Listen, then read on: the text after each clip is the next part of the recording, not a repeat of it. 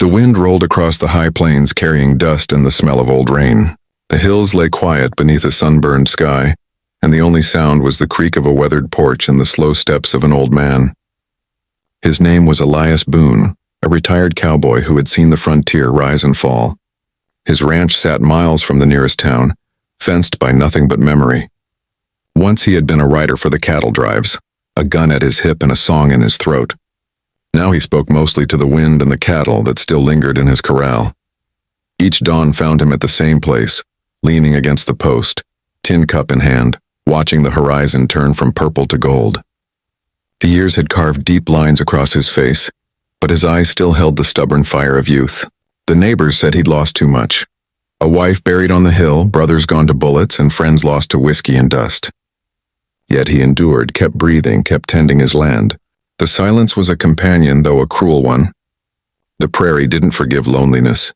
It fed on it. One afternoon, when the sky boiled with thunder and wind, Elias saw figures moving down the trail, a group of riders, cloaked in dust.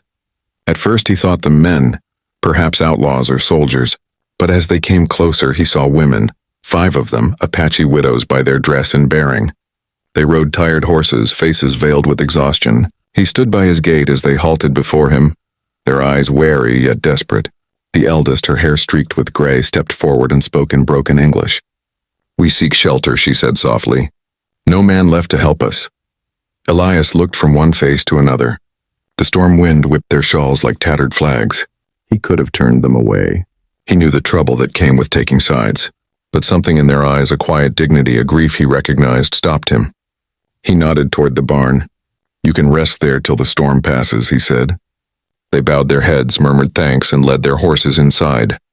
Rain fell hard then, beating the earth as thunder shook the valley. Elias stayed on the porch, watching the rain blur the world into gray, feeling the strange tug of life returning to his quiet home.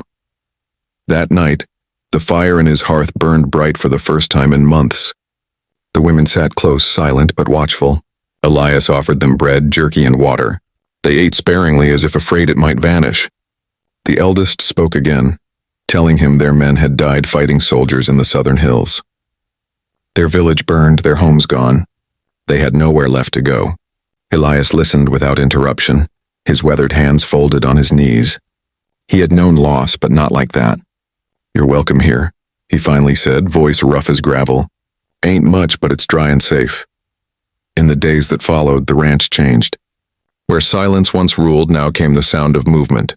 Horses watered, floors swept, corn ground into meal. The widows worked without being asked. One mended Elias's shirts, another cooked over the fire, another tended to the garden long forgotten behind the barn.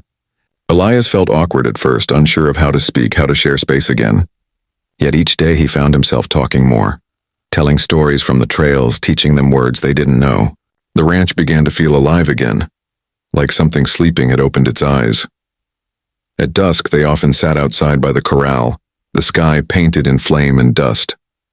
Elias would strum a cracked guitar playing old trail songs, and the women would hum softly, their voices like wind through grass.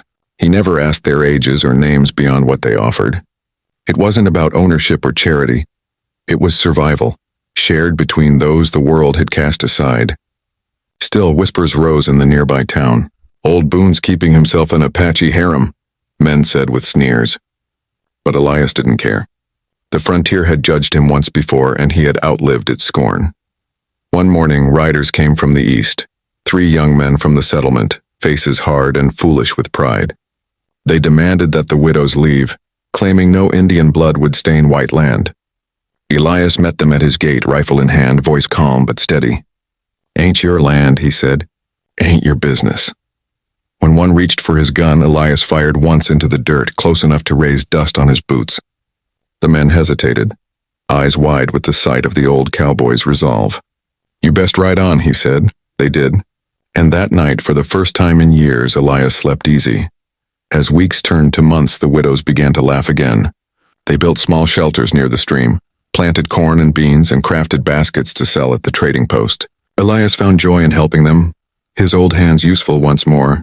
One of the younger women, Tala, often sat beside him in the evenings asking about the stars, the songs of the cowboys, and the roads that led beyond the plains. Her curiosity reminded him of his youth, and he answered every question with patience and a quiet smile. Loneliness, it seemed, had loosened its grip on him. Winter came early that year, fierce and unrelenting.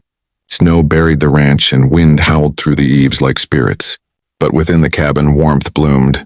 The fire never died, and the widows kept Elias company through long nights of storytelling and song. He shared tales of cattle drives and shootouts. They spoke of the spirits of ancestors who walked in dreams. Their worlds, so different once, blended like river currents into one quiet harmony. Elias often thought how strange it was, how tragedy could lead strangers to family. Perhaps the frontier had given him one last gift before the end. When spring returned, the land was green again.